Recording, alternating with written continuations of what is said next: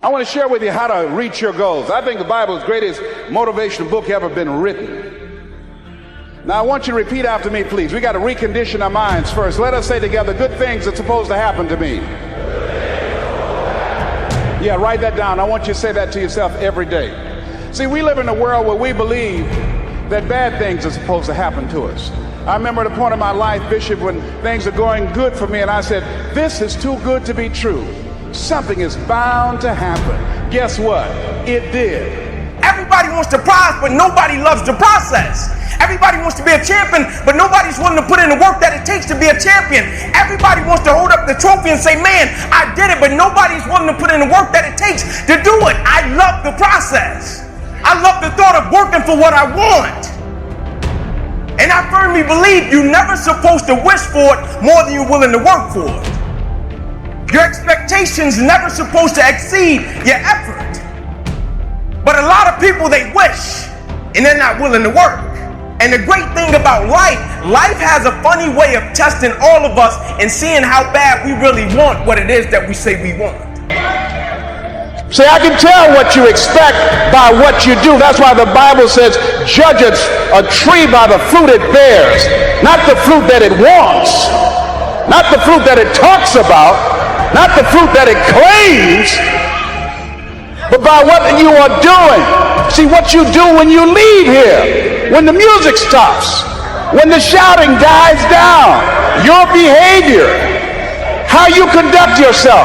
Writing your goals down. Deciding to enroll in school to get a GED, deciding to sit into class with children young enough to be your grandchildren, decide to find some product, some idea, some service that you can provide so that you can begin to create some value for yourself so you can create wealth. When you want something bad, you can't count the cost, because if you count the cost and you see how much it costs, you might give up. So you got to go in knowing that I don't count the cost. I do as many reps as it takes. I study as long as it takes. I pay whatever the price is. You get to a point when you don't count it. You just do whatever it takes to get whatever you want.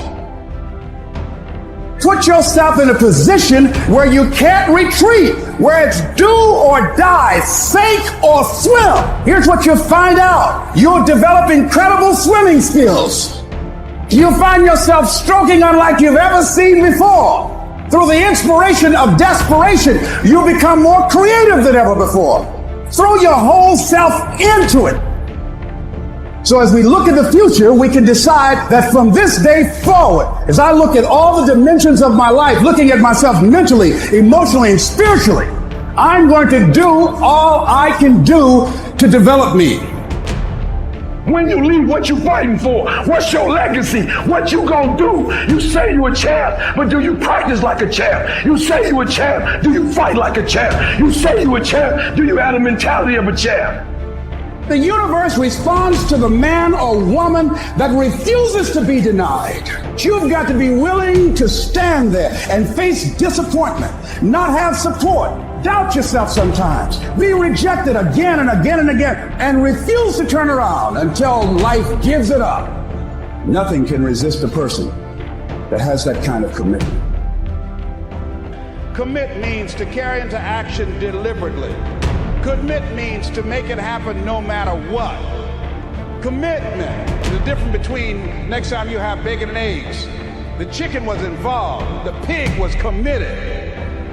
He had to give it all up. That's going to take a minute to sink in. No, all right? See, when you make a commitment, I'm going to become wealthy. When you make it important, when you decide I'm going to do it no matter what, life changes for you. See, most people don't keep their commitments to their commitments. That's why they lead lives of poverty, lives of misery, lives of unhappiness. Socrates said the uncommitted life isn't worth living. So part of what you must do, whatever commitment, whatever covenant you make with God while you're here, to go back to be a better father, to go back to make a difference in the community, to go back to change your life, to decide not to ever to use drugs or alcohol again, to decide that you're going to begin to recreate yourself, that you're going to be reborn to a new state of consciousness. Whatever commitment that you make, keep your commitment to your commitment. No matter what. If it's hard, then do it hard. But keep your commitment to your commitment.